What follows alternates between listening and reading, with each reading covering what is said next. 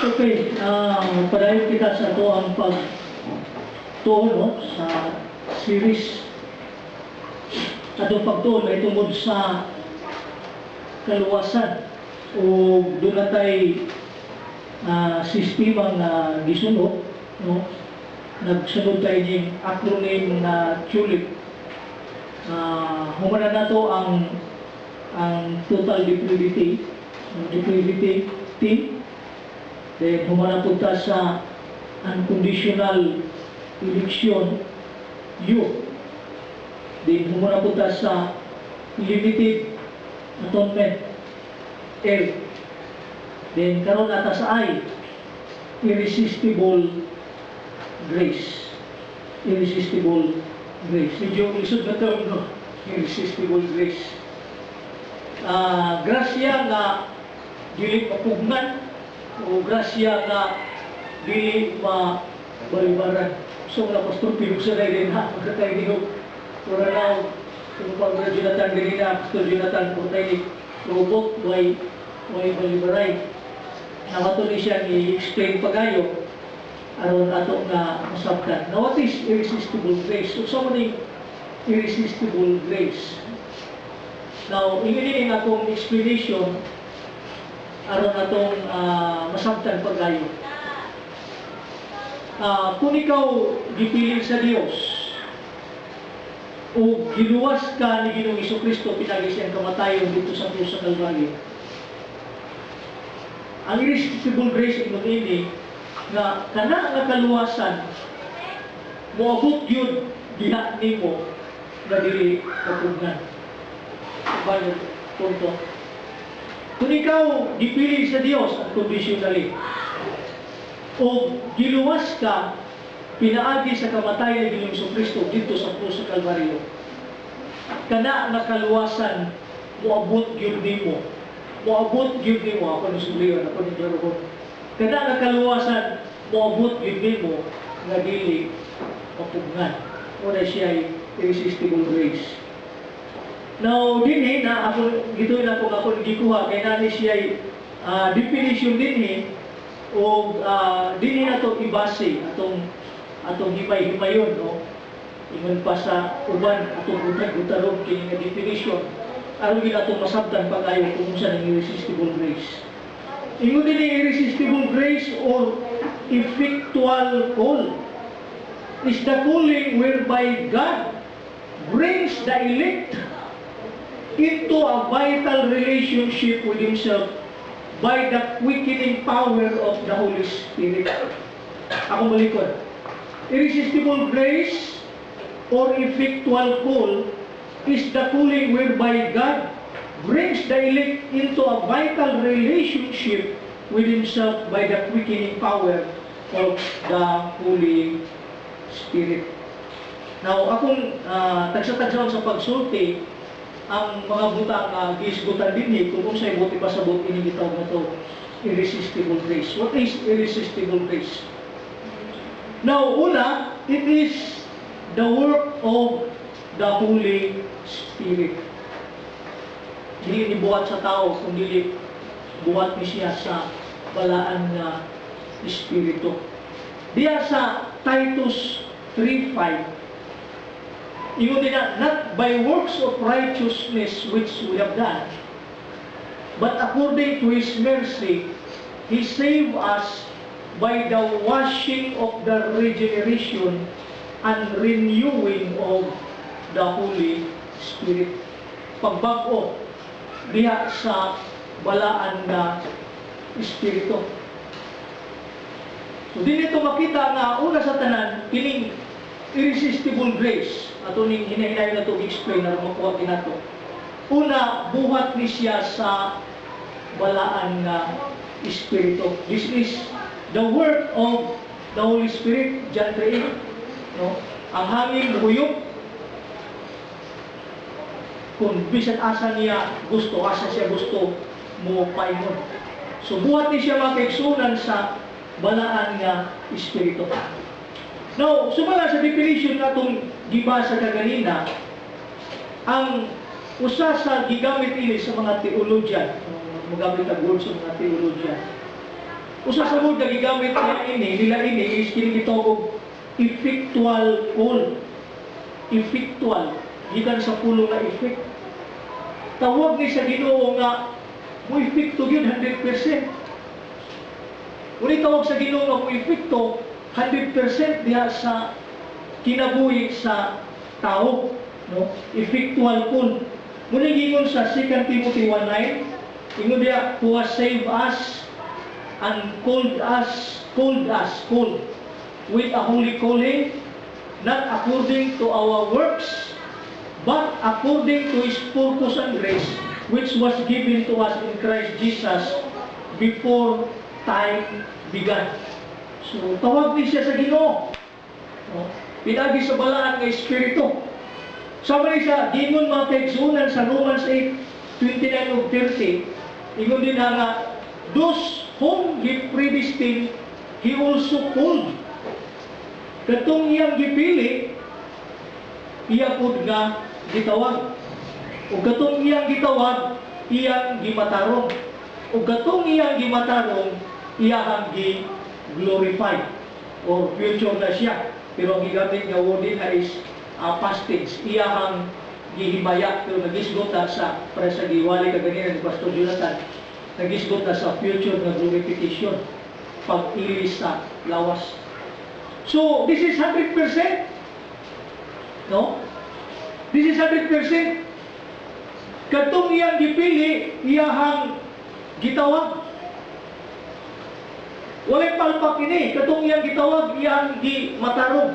Katong iyang gimatarong, iyahang gihimaya. So, perfecto ni siya nga moabot diha sa kinabuhi sa mga pinili sa Dios. Walay pilpik, walay palpak. Walay kanang gitawag na to pagdumili.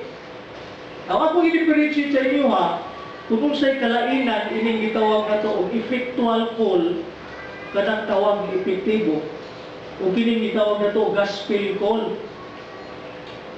Now, dini sa gospel call, para nang gingon diya sa Biblia nga, many are called, but few are chosen. Kanang nga call din na gospel call na siya. So, ning gospel call. Gospel call, nag-involve ni siya og trabaho sa magwali, trabaho sa tao. Although, buhat ni siya sa Ginoo, ang pagwali siya buhat sa Ginoo, pero nag-involve og trabaho sa tao, pare na kung ibuhat karon. Gawali. Gospel call na.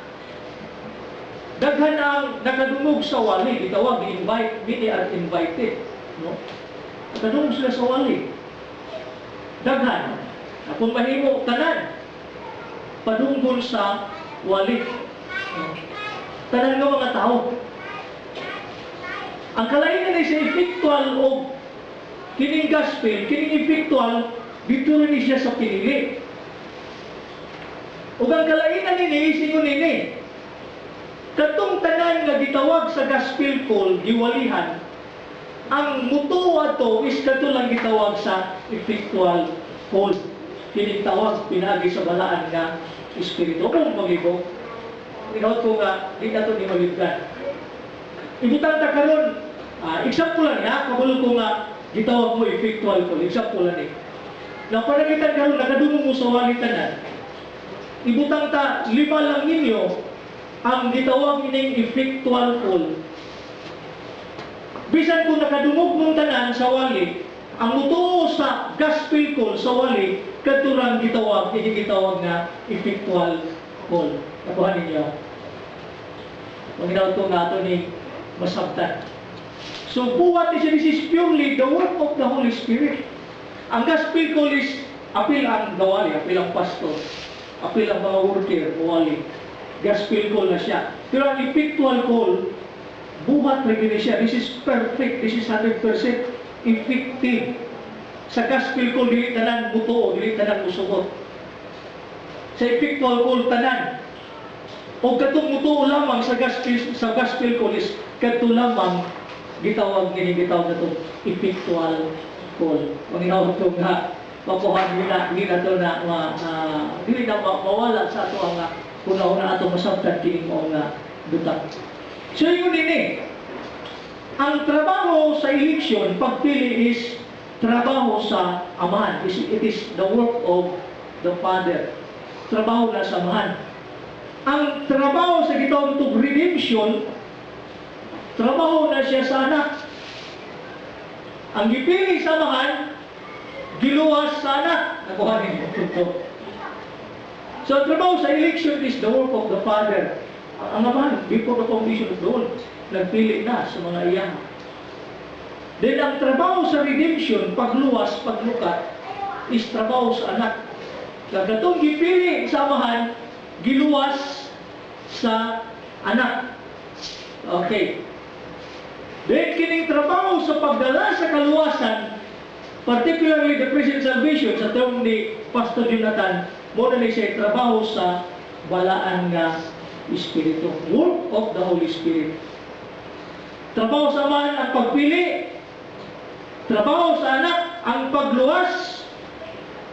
Trabaho sa balaan nga Espiritu ang pagdala ni mga kaluwasan diha sa mga pinili sa Diyos. So, kining tulong ka persona, doon na ni mga trabaho, mga kaigsuunan, involved ni tulo, alang sa kaluwasan sa iyahang mga katawan. So, this is the time that the Holy Spirit brings salvation, particularly the present salvation to the elect, pagdala sa kaluwasan ngadto sa iyahang pinili. Hallelujah. O, wala tagalimog, mo ito ito nga, makuha na ito ni, masabta na ito ni pagayo, kining mong buhat sa balaan ng Espiritu. So, una mga kaigsunan, this is the work of the Holy Spirit. Purely the work of the Holy Spirit. No? Ako ning gihatagan og mga example ng mga tao sa unang nga panahon, no? Panahon ni Paul, na si Paul bisan giyon siya wali, spirit filled ang gawali niya si Stephen. Pero wa siya nito. Pero sa diha nga dunay siya encounter ni Jesus, Spirit of Jesus. Dito sa Damascus, nag-iingnan siya, Saulo, nganong gilutos mo ako. The moment na doon na siya encounter, encounter, pinagi sa balaan ng Espiritu. Ang nahitabo mo nga, sa diha nga, giwalihan na siya ni Ananias, giministeryuhan siya, sa way langay-langay si Pablo, misugot. Pag-ingon ni Ananias, sa imong diulat, barog diya o pagpabautismo. So, misugot si Pablo mga kaigsunan. So, nakita na ito na nag-work sa Holy Spirit na ay pagpamuhat sa balaan ng Espiritu. Unang, kita tanan na naging nagtuo ko na kasi natin yan na lamang usahay wata kabalokon ano sa bigyan na hana na hitabo sa tuang kinabuhi. No? Usahay din na ito mahibawan kung ano sa no? Sa akong nakasinatian, dugay na nga panahon nga akong walihan, pero kanunay kong nagsupak. Pero doon ay mga punto sa kong kinabuhi na samtang maghigda ko, kananayon ko matulog. Mura pa og naay mabuhat sa sulod na ko, na musulti nga, sayot man ang inuha. Mabuhat rin sulod ba? Sayot man ang inuha, sakto man ang ilan. Kanang maghigda na ko. Sayot man ang inuha, sakto man ang ilaha. Ang inuha, imura man ang huna-huna, wala man na sa Biblia, ang ilahan na sa Biblia. So, doon ay panahon na nag-invite ko. Wala na ganit ko na ito. Automatic nga, ni-videoin ko, bikuyo ko. Ganun man, tungkol kayo, doon na pagpamuhat sa malang Espiritu. Dili sa ako ang pinabuhi. So, this is purely the work of the Holy Spirit. Ikaduha nga butang mga kaigsunan, it is the work of regeneration. Una, it is the work of the Holy Spirit. Ikaduha, it is the work of regeneration. Magyapon nga verse atong gabito na kung dili na kayo maglibog. Not by works of righteousness which we have done, but according to His mercy, He saved us by the washing of the regeneration, and renewing of the Holy Spirit. Now, sa may pulong regeneration, biblical mo nga word. Muna nga po, ninigamit. Now, simple rin kayo kahulugan ini. Kini word nga regeneration, mo ni pagbutang o kinabuhi diha ninyo, diha nato. Mo ni pulong regeneration, pagbutang o kinabuhi diha nato. Putting a new life in us. Pagbutang o bagong kinabuhi, nganhi sa matapusa ka nato. Morning, gitawag nato, common nga gitawag nato nga born again. Kumuna siya sa lain na term na regeneration, pero sa term nga naanda nato, nga daghan kayo mga tao nga walang makasabot, ang lain nga word na is born again. Kanang matawo ka pag-usap. Now, daghan sa mga tao mga kaigsunan nga wala makasabot ito sa nagpulo na born again. No? Nagtuo sila nga ang born again mag-program. Kaya nang makabasa mo mga tracts, mga pamphlets na how to be born again. Kabasa mo mga tracts na pamphlets na how to be born again. Kung saan nga ma-born again ka. Kaya nagtuo sila nga ang pagka-born again na ay human procedure. Doon ay proseso sa tawhanon nga pamaagi. Nagtuo sila nga ang born again isa kuman na magudpod sa John 3:7. You must be born again. Nagtuo sila nga pagka-born again, sugo. Kaya pulong nila nga you must be born again, dili na sugo. Nag-isgot lang na sa necessity. Ang pagkinahanglan nga ang usa ka tawo mabunagin, matawo pag-usap. Pero wala ka suguha nga mabunagin ka. Kaya mo na ibutang na dili nimo mabuhat. Walay human procedure. Dili na mabuhat sa usa ka tawo. Ato ni siya sakto pa kayo. Kay daghan kayo karon muni common nga mga teaching how to be born again. Kung sa imong buhaton, ano mabunagin ka. Dili na pwede mabuhat nimo, di na pwede mabuhat sa tao. Kinahanglan masabtan nato ni, di ba? Naay mga tao mamingon nga nagpunagin di ka, magpunagin ko. Kinahanglan masabtan nato ni, kaya ron makatulong ta ba kung sa eksakto. So it cannot be program. Now tanaw na to ang mga terms o ang picture sa bunagin. So picture o sila larawan sa bunagin mga kaigsunan. Now, tulo ka paglarawan na to sa bunagin karon.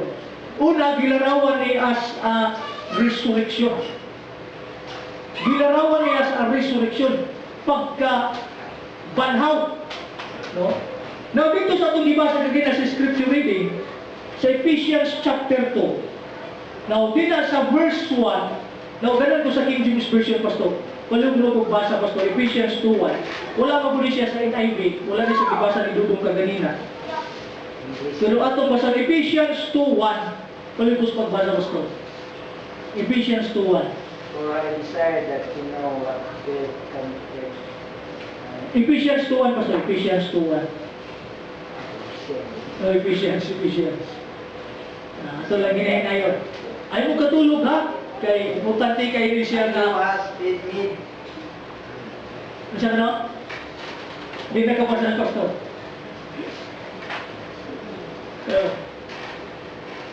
Ephesians 2:1. And you was he made alive who were dead in trespasses and sins. Okay. Kaya nakutog siguro Diyo. You are made alive when you are dead in trespasses and sins. Sa ubang na translation, He quickened. Ang ganahan ko lang na translation kay He made you alive when you are dead in trespasses and sins. Gibuhi mo sa diha nga kamo mga patay pa diha sa inyong mga kalapasan ug mga kasalanan. Gibuhi. Resurrection. Muna picture sa born again. Gibuhi. Now, ato ning gitulo din sa una pa lang nato nga teaching, total depravity nga ang tao, kung sa kuno, patay spiritually. Yang gingon din sa pulong sa Ginoo, iya kang gibuhi. Buti pasabot nga, gibanhaw ka. Gibanhaw ka sa tuloy-tuloy nga pagbasa ini, lagi ng pulong nga gi-raise up ka, gibanhaw ka. Uban ni Ginoong Hesus Kristo, iya kang gibuhi. Now, mangutan ako ninyo, unsay himuon sa patay aron mabuhi siya? Ha? Nakoy pangutanan ninyo. Unsay gibuhat sa patay aron mabuhi siya? Ha? Na ba? Wala! Siyempre mabuhat sa patay? Patay mo na! Di ba? So walay human procedure. Dili ma-apply ng word nga how to be gunagin. Saan nga matawag ka pag-usap? So masugurin mo ng patay aron mabuhi siya? Ang burden ng taha sa pagbuhi, wala gid sa patay, zero sa patay, ang tanan naa sa magbanhaw, naa sa magbuhi. So balik na sa ito ang point number 1, it is purely the work of the Holy Spirit. Buhat na din na siya makaigsuunan sa balaan na Espiritu. Ikaduha nga picture, katong giwali ka ganyan ni Pastor, gitawag ni siya o creation. Gibuhat ka. Gibuhat ka. Ephesians 2:10 sa last na verse na gibasa ka ganyan ni Bradudo, for we are His workmanship, created in Christ Jesus for good works. Mga workmanship, mga proyekto ta sa Dios nga gibuhat diha kang Ginoong Hesus-Kristo. Now actually, nakasinati na tawag una nga pagbuhat, di ba? Kini nga itong pagkatao na physically, gibuhat na sa Dios. Now, kung natong tanaw ng picture sa pagbuhat sa Dios, kanila niya na nag-iiba, inapulong sa Ginoo nga ang Dios nagkuha sa yuta, nagkuha sa abog, iyang giumol, that is creation. Iyang giumol, iyang giuyupan o ginhawa. Kunya ang tao nahimong buhay na talan. That is creation. Pagbuhat. Diba? Pagbuhat. Nauna din ka pangutana. Unsay gibuhat nila nga danong iba, aron mabuhat sila. Ana din ka pangutana. Unsay gibuhat nila nga danong iba, aron mahimo sila. Of course, ang tubagan na mga kaigsunan, wala. They are from nothing. Ang word of creation is, you are from nothing. Wala ka, wala ka. Dahil gimugna ka. So purely ang tanan naa sa gabuhat. Kita karon mga kaigsunan, gibuhat ang pag-usab, we are recreated, gibuhat pag-usab, therefore if any man be in Christ, he is a new creation. All things are passed away, behold, all things are become new. Ang tanan mga butang karaan, miya ginaog mga butang bago ang nagaabot nga na kanimo. Katulong ko muna gibuhat sa Ginoo sa una, gidawat sa yawa, ingon pa ni Pastor, gipakaon adtong kahoy sa pagkahibalo sa matarong sudautan. Muna ang gibuhat sa Ginoo, kinahanglan mawala to, wala unto. Now ang word na gigamit din sa Ginoo is creation.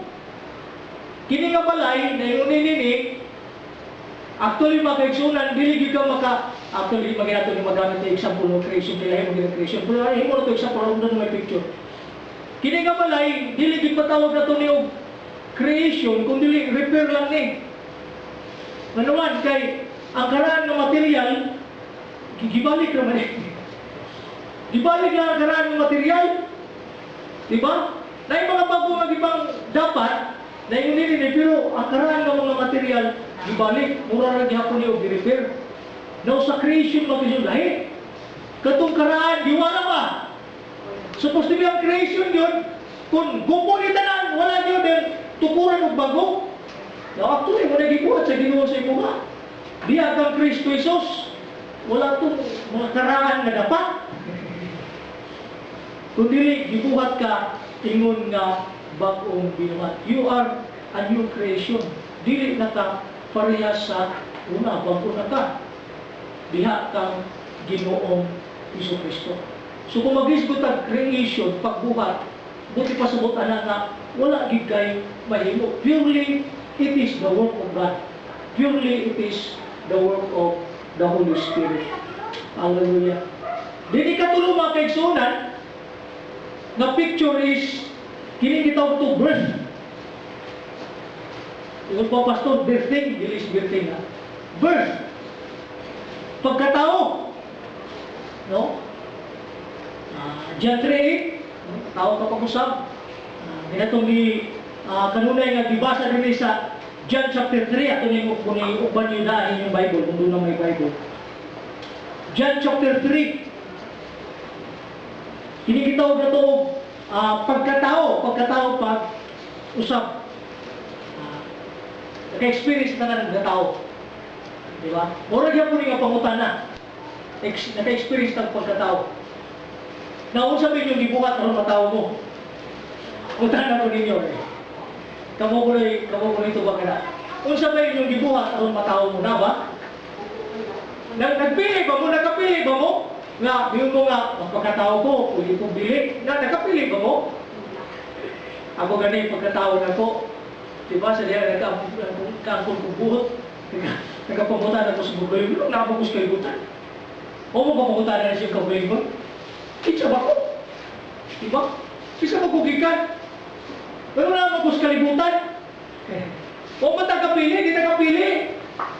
Watay nahimo. Watay nahimo. Natao lang ka, kasi natao ka. Watay nahimo. Diba? The same way, diyan sa pagkatao ni Musa, kanilitaw ko sa imong bagong pagkatao. Nagitawag mo new birth. Second birth.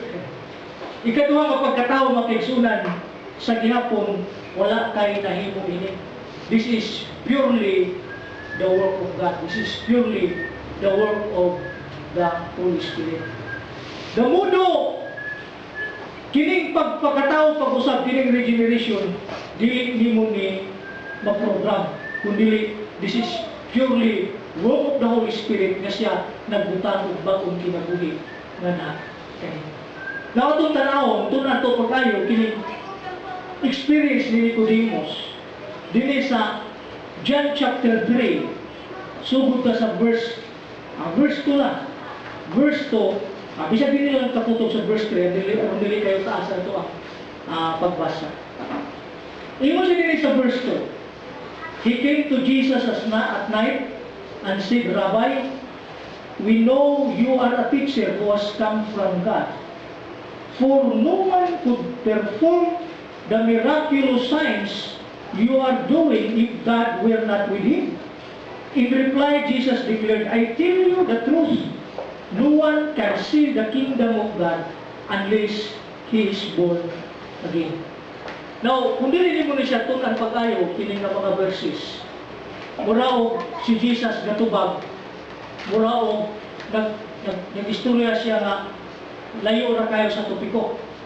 Diba? Kung dili mo siya tunan pag-ayo, muraog mag-istorya si Jesus na wala mo tubag sa, wala mo dugtong, wala mo sumpay, wala mo tubay sa istorya ni Nicodemus. Ikalit naman siya istorya ini. Pero kung mo rin tunan pag-ayo, didugtong siya. Ang problema, sa pagdugtong niya, wala kayo masabti ni Nicodemo. Tungkol kaya wala mong si Nicodemo ni nga pagtulunan bunagin. Wala na sila ang panahon. Si Jesus lang ang tudlo ni bunagin. Ug the moment kaya ng istorya, naanay na bunagin ini nga panahon. Na muna akong pangutanan ninyo, ito ni analisaon pag-ayo. Sa diha nga, midul si Nicodemo, ngadto kang Jesus. Nini nga panahon, bunagin na ba siya? Di pa. Muni mga pangutanan nga ang ngayon na itong suntaw, ang ngayon tunan na ito po kayo bisa context nini atong nagibasa. Now, kung itong tanawang pag-ayo, dili lang si Nicodemo ang nakakita sa milagro ni Jesus. Naay daghan. Pero sa reaksyon, tanawa ang reaksyon. John chapter 12, verse 37.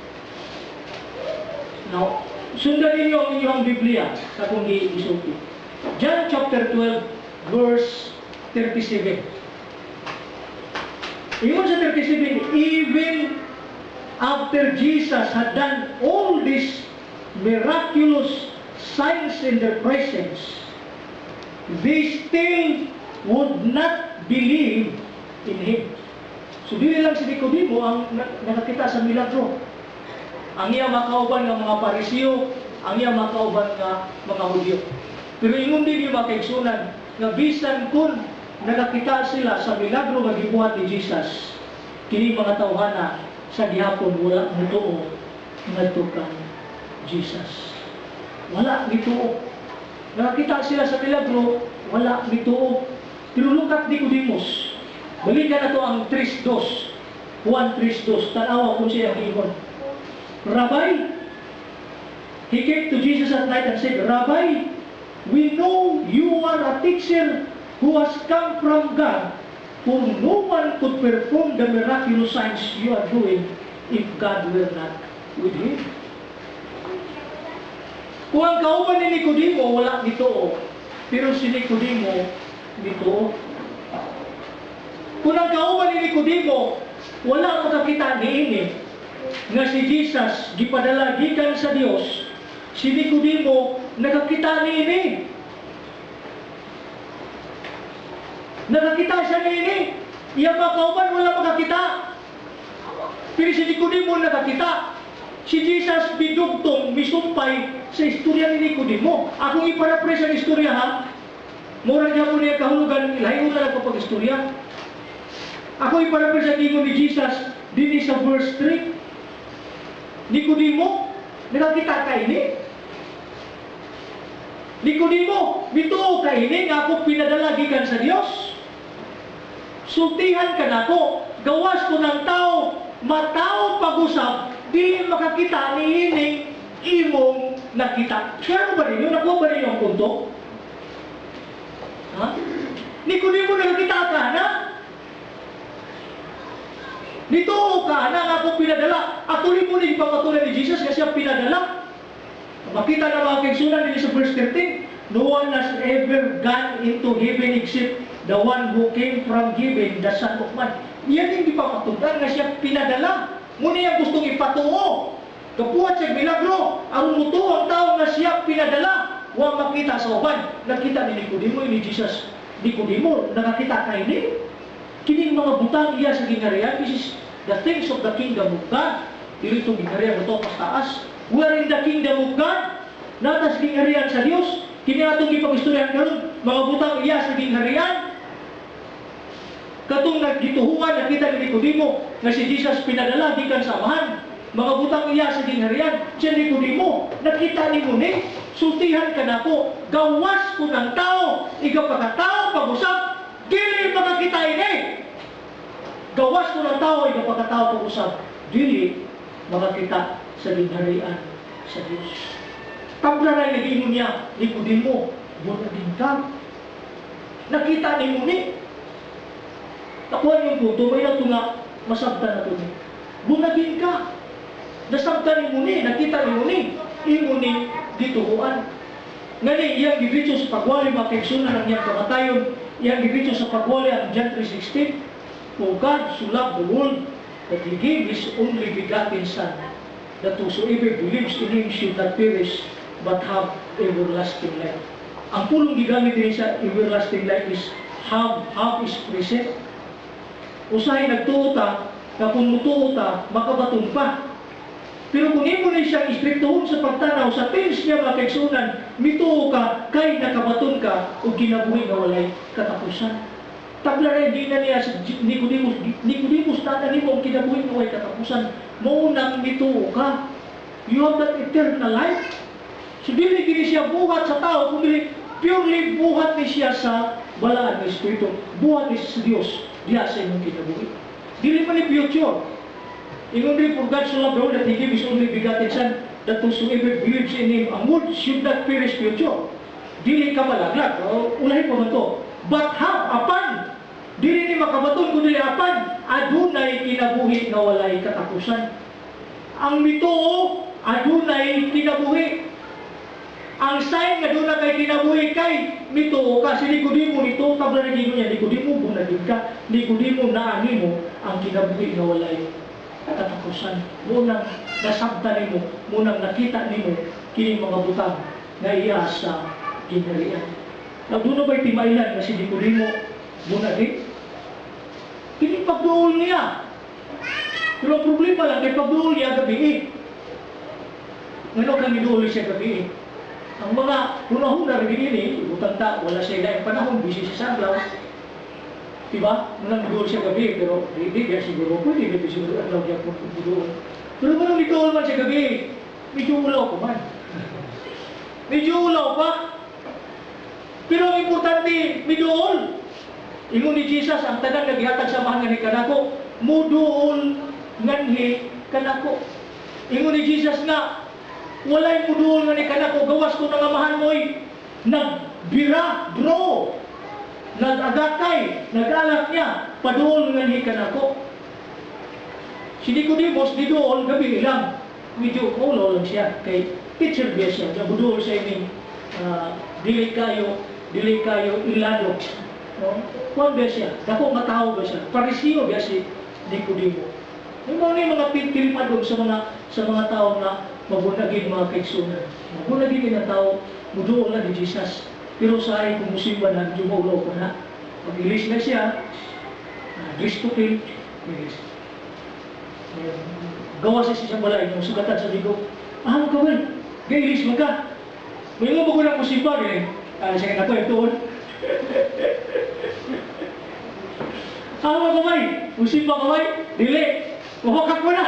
Amri ka. Nakuya doon.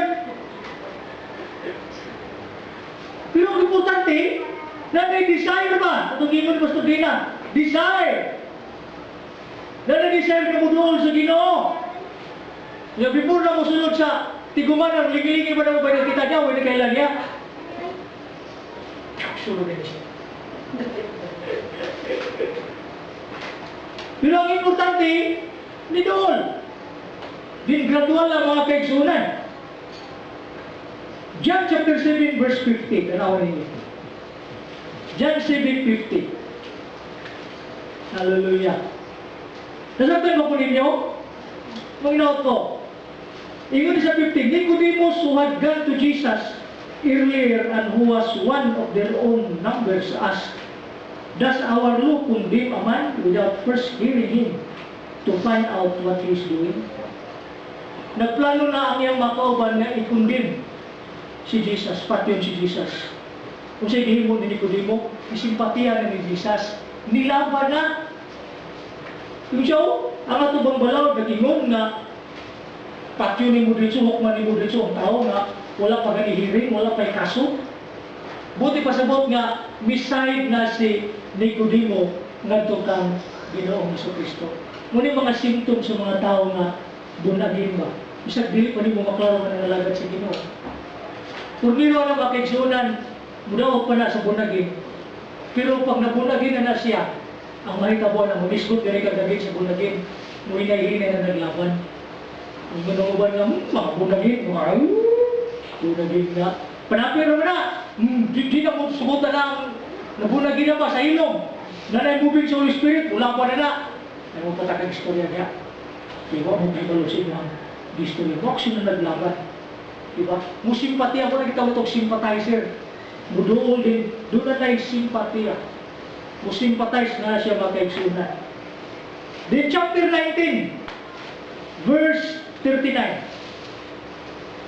19 verse 39. Si Nicodemo gyapon ay katulad siya disputan makaigsunan. Verse 39. Hallelujah. Asa na nito? He was accompanied.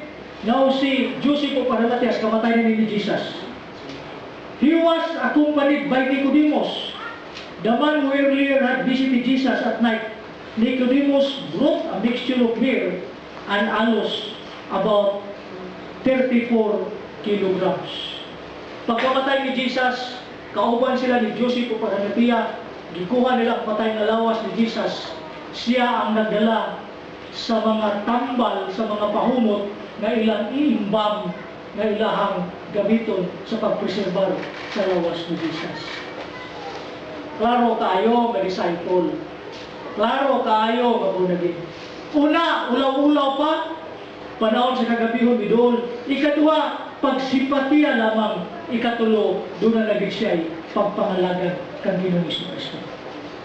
Siya ang nagdala niya itong tambal, katong pahumot diya sa lawas. Anong gamiton kini sa lawas ni Ginoong Kristo. So dili na ito makita nga kini si Nicodemo mga kaigsunan usa ka bunagin. Katong pag-ingon ni Jesus, igsi pa man before lagi, mo ito'y pagkumpirmar ngadto kang Nicodemo bunagin ka. Si Nicodemo dili kasabot, dili kadawat sa iyang istorya, di niya masabtan nga naman wala siya itong isip. Wala siya masayog ng balang espiritu na muhat na diya sa iyang kinabuhi. That is why irresistible. Makaresist by patay.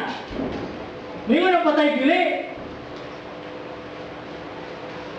Makaresist by gibuhat. Kaya kung gusto lang kadagdag sa iba nga ayaw kong buhatan, dili ka-resist. Makaresist by bata ni gipagkatao. Pagkatao niya, dili mo na maingon nga. Ganun gibuhat ko pwede mo. Hindi gibuhat ko na, magkuha na siya. Pero natao na siya. The same way, sa paghatag o kinabuhi sa katao na kaigsunan, it cannot be programmed and it is irresistible. It is purely the act of God. It is purely the work of the Holy Spirit. Klaro ba? Masabtan ba? Dili katulo, it is the work for ascension. Muni buhat aron mahimo kang anak. Romans 8:14-16. Taas mo rin yung na. Hindi na akong mubuhi. Hallelujah. Ang importante nga bilit na maghibok. Romans 8:14-16. Because those who are led by the Spirit of God are sons of God. For you did not receive a spirit that makes you a slave again to fear, but you received the spirit of sonship, and by him we cry, Abba, Father. The Spirit himself testifies with our spirit that we are God's children. Muni buhat sa Ginoo aron himuon kaniya anak. Hallelujah. So paghimo ni mga anak mga kaigsunan, dili ikaw kabutan na. Ang balaan ng Espiritu ang kabutan na. Ang balaan ng Espiritu ang namuhat niya na diya si Muhammad kaugalingon. Inumduman ako si Gloria Arroyo na gi-interview siya kausa. Who is Gloria Macapagal-Arroyo? Ingon siya, a child of God. Dili ta ka komentaryo kung tinuod ba siya o dili siya anak sa Dios. Dili na ito na trabaho. Pero ato hinumduman, kung madisbut ka anak sa Dios, nagpasabot na ang balaan ng Espiritu. The Holy Spirit is living in you. Nani mo ang Holy Spirit. One time, ito ito'y conference. Niya, dagan yung mga churches na gi-invite. Unya, gi-invite ang children of God. Ang reliyon na dito sa Osamis, pero was na katambong. Sa diha nga, gitawag na ang attendance, Assemblies of God. Salvation Army, tindog Salvation Army. Children of God, absent man. Huwag itindog. Sigigin mo ng kuwan ang MC. Children of God, huwag itindog.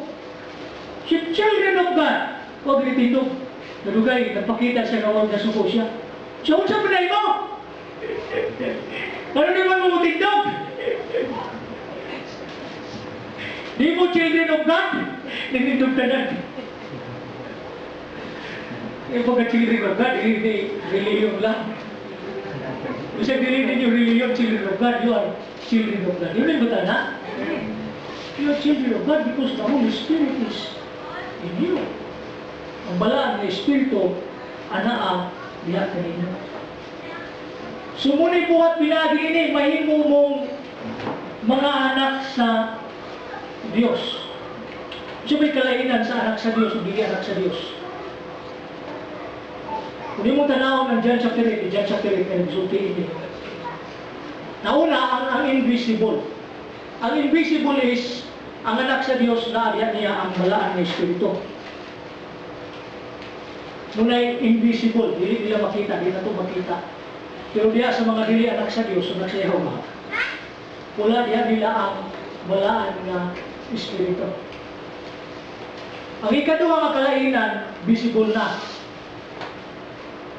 Ang dili anak sa Diyos, di kita siya matuo. Wala man niya Holy Spirit, wala niyang pinaguli. Samtang ang anak sa Diyos, matuo. Hindi ni Jesus yung mga tao, at ito ko na basahan, at basahan ito ka dyan. John chapter 8. Hallelujah. Ito na lang yung lubos-lubos yun. John chapter 8, naman na siya sa 44. Ingon rin sa 42, sumunod sa 42. Ang 42 ang gisiguro ng sumunod. 42 to 47. Jesus said to them, if God were your Father, you would love me. For I came from God and now I'm here. I have not come on my own, but He sent me. Why is my language not clear to you? Because you are unable to hear what I say? Di ba kung paklaro na akong istoryahan? Nadili mo makadungo kung siya ako ang istorya. Ingon siya rin, you belong to your father, the devil, and you want to carry out your father's desire.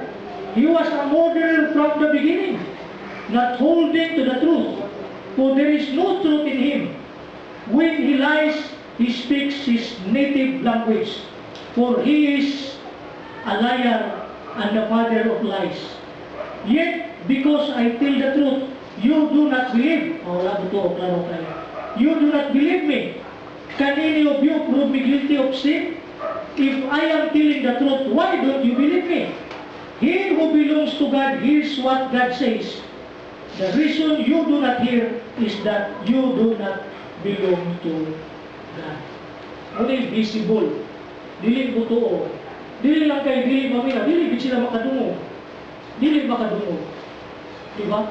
Kaya wala man sila, dili man sila ila sa Ginoo, dili sila mga anak sa Diyos.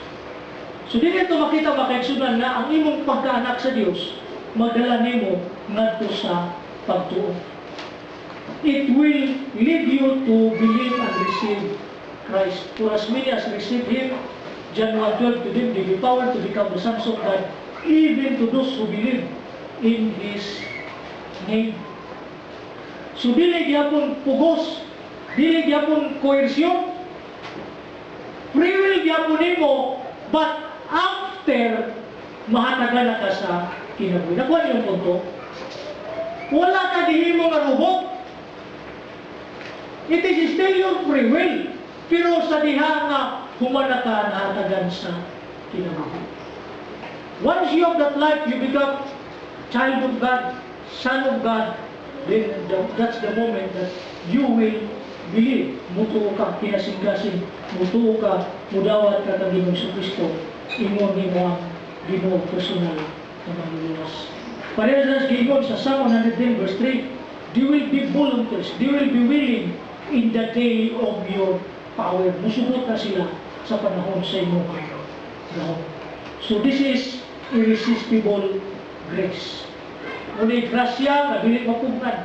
Na kung ikaw pinili sa Diyos, o ikaw biluwas ni Ginoong Kristo, pinagi siyang kamatayan dito sa krus sa Kalbaryo, kini nga kaluwasan, moabot yun nimo na dili mapugnan.